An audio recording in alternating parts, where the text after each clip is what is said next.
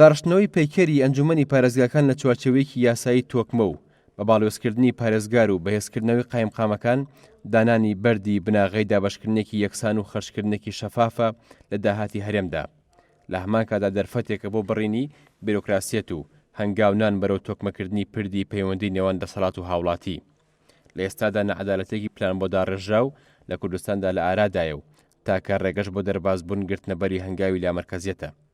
پێشتر ئیداری سلێمانی لە ساڵی 1996 تا ساڵی 2010 تەنها لە 143 داهاتی کۆی هەرێمی کوردستانی لەبەردەستدا بووە.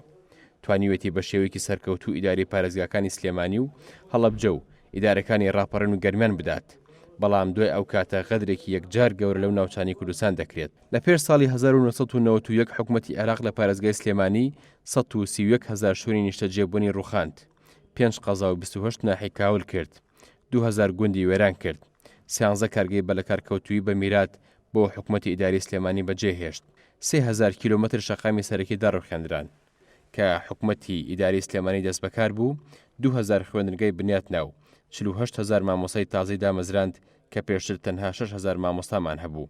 حکوومەتی ئەو کاتی ئیداری سلێمانی توانی بڕی 2 ملیارد دلار بۆ پرۆژەکانی پێشینی هاوسەرگیری و نیشتەجێبوون دابین بکاو، بڕی 1 ملیارد دلار بۆ ئاوەڕووی پارێزگاکە تەرخان بکات. هاوکات لە کۆی هەبوونی تەنها یەک پەیمانگە 6 زانکۆ دروست کران و هەزاران یەکە نیشتەجێبوون بنیات نران و شەقامەکان ئاودان کرانەوە. لە کاتێکدا ئەمانە لە پارێزگاکانی تری هەرێمی کوردستان لەسەر بودجەی گشتی دەوڵەت کران کە بودجەی پارێزگاکانی دووهۆک و هەولێر بریتی بوون لە 157. ئێستاش نابەرامبەرێکی یەکجار ناپێوانەی هەیە لە دابینکردنی بودجەی هێزەکانی هەرێم، بە نمونە بودجەی هێزەکانی 8 زیێرەڤانی دژە تیرۆر و پاراستن، ئەوەندە و نیوی هێزەکانی 7 بەرگری فراکەوتن، دژە تیرۆر و دەستگای زانیاری کە ژماری هەردوو هێزەکە هاوتایە. بودجەی تەواوی خاڵستنوورەکانی هەرێم دەچێتە وەزارەتی دارایی، جگە لە گومرگی ئیبراهیم خەلیل کە تەنها لە 100 تا 30 دەچێتە وەزارەتی دارایی. هەروەها لە دوای ساڵی 2014 بودجەی هەرێم بەڕێژی لە 100 تا 100 پەسەند کراوە، بەڵام پارێزگای سلێمانی بودجەکەی بەڕێژی لە 100 تا 30 کەم کراوەتەوە و لە دوای ئەوە تەواوی قەزاکانیشی بودجیان کەم کراوەتەوە. بە نمونە شارەوانی کەلار مانگانە 20 ملیۆن دیناری پێدرێت، لە کاتێکدا شارەوانی زاخۆ 260 ملیۆن دیناری پێدرێت، شارەوانی چەمچەماڵ 4 ملیۆن دیناری پێدرێ و شارەوانی ئاکرێ 60 ملیۆن دیناری پێدرێت.